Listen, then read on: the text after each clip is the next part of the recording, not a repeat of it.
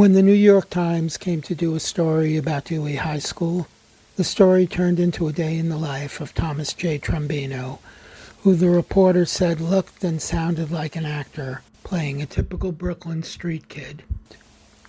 People who lived in Chelsea were complaining that apprentice union electricians who came to their neighborhood to go to school at night were drinking beer and making noise on their doorsteps and on their cars.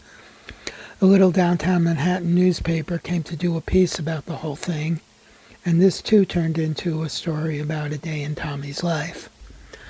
Tommy was pure charisma and personality, and any writer or creative artist who met him instantaneously saw it and felt his magnetism. When I was in the dramatic writing program at NYU, I wrote a play about the night our friend Dion died, and the narrator was a character I modeled on Tommy. The head of the department insisted that I read a monologue from Tommy's character at the holiday party, and after that every teacher in the program, including a few pretty well-established writers and filmmakers, stopped me every time they saw me in the hallway or the elevator to talk to me about this fascinating, original, and hilarious character that they gave me credit for creating. And I always insisted that I didn't create him. Tommy was a unique entity who changed the personality of any room he ever walked into.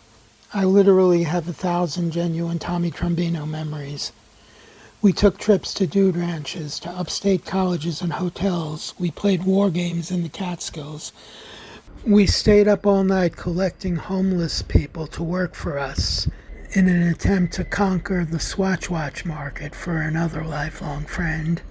We met women together, we gambled, we had car accidents, plural, or should I say multiple. We had multiple car accidents. We were stranded on the sides of busy highways, we got into trouble, we talked our way out of trouble. Tommy helped me with early creative projects and with a lot of my more interesting business ventures.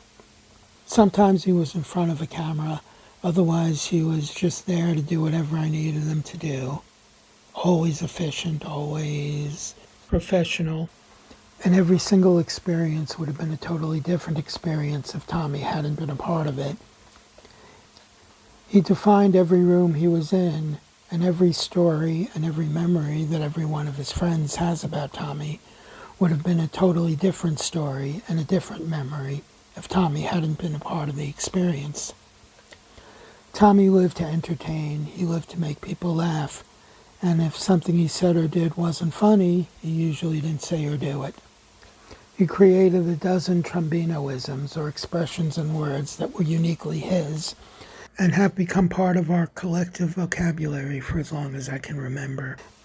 He once looked me square in the eye and said in a very serious tone, "Eric, there's two kinds of people in the world. There's cousins and there's ding-dongs." Then he paused, looked even more serious, and added, "Unless there's peckers." That was Tommy. He was always an overwhelming, magnetic, and compelling presence in the lives of everyone who knew him, and his place in the world is deeply missed. I love you.